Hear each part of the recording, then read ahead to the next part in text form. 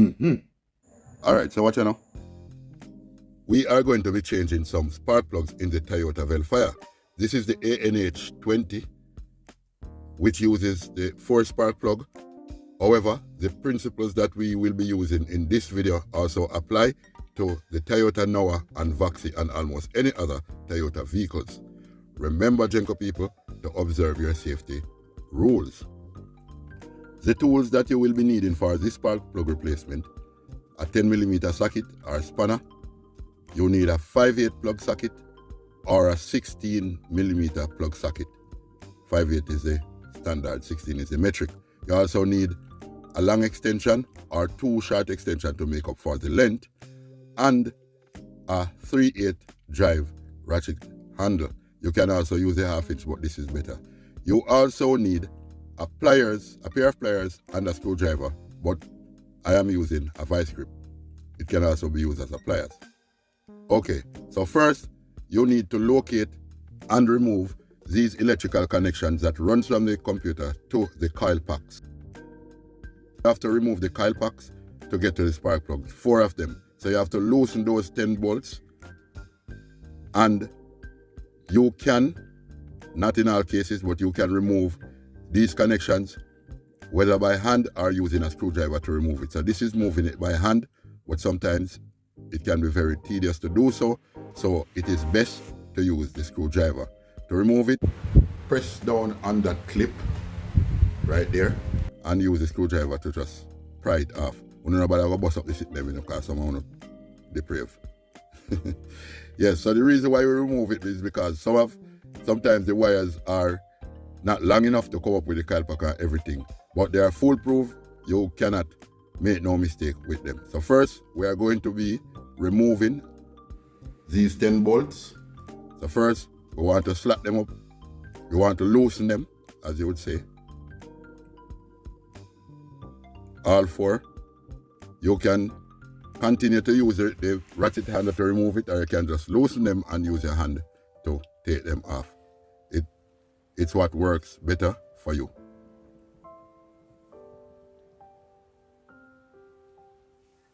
Then next, you want to just remove your coil packs. As I said, they are foolproof, so I don't believe you can make any mistake with them at this time. Then after removing the coil pack, then you need your longer extension, which I will be doubling these, and your plug socket.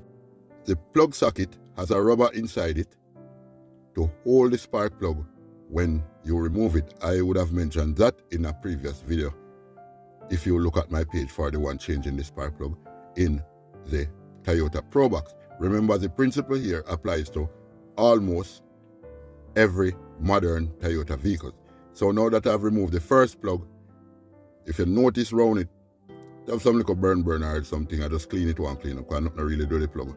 I just feel like change it. It's an iridium plug, and this is the original plug that this particular car comes with, because it is a 2.4 liter engine. So you want a strong plug for drive it. Anyway, some new plug I try them out. I really underplug these, so I put them in. Not the best practice. So if you look on them, see, could go longer. By the way, one of them plug can go up to 2 years. Remember, I'm a poor man, so I'm not going to run for a change plug every minute. And if you notice the brand or the type.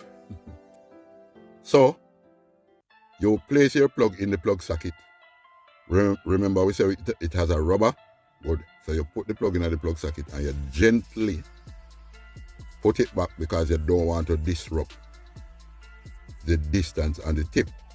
There are some specs on the tip which was preset from the manufacturer, unless you are doing some race car thing and engine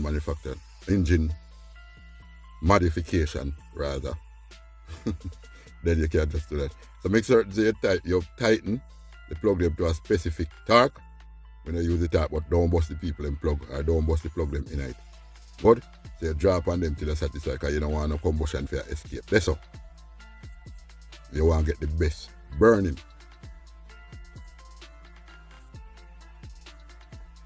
So, after putting in back the plug, of course, or after replacing the plug, then you can do it one by one, by the way. Remove the coil packs one by one, or you can just take off all 4 and then you take out all 4 plugs and change them. But with us a freestyle, because it have no seriousness, except that you observe your plugs when you remove them. So you observe for like leakage and some kind of burning or something on it, and after you're satisfied, just put in back your plug them. If you realize the burning or anything, then you know you might have to go do some pull down on your engine, and that's the last thing you want to see. So, and when we say some kind of build up, we talk about like if oil a leak down on it or them little thing there. So we just carry out the same procedure for all 4 plugs. If you notice the one around here, so we plug it off. Notice the one up front change already, and we done on the second one.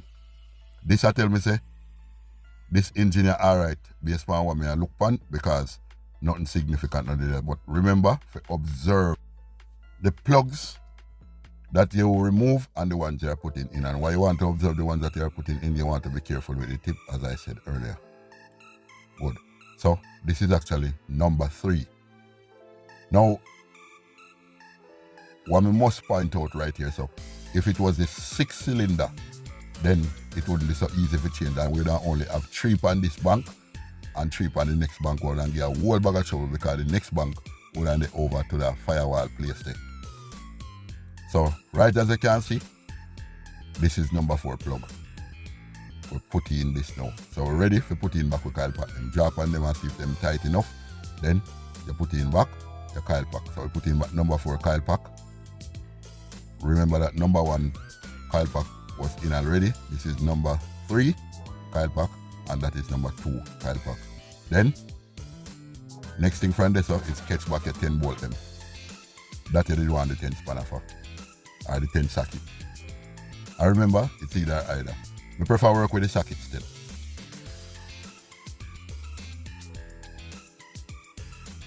So if you think the video is going good so far, just drop a like and drop a comment in the section down there. So subscribe if you never subscribe, because you don't know them video you teach or go on. So, and it's quite easy. You see that thing there, you have to kind of catch it back. You have to know what you're doing when you catch it back. So now that you have replaced your plugs, then you just need to catch back them 10 bolt here, and then you tighten them. Because what these 10 bolts actually help to assist with is the ground. So you want them tight as possible, and nothing like when your vehicle like a ground problem. So anyway, you plug them change.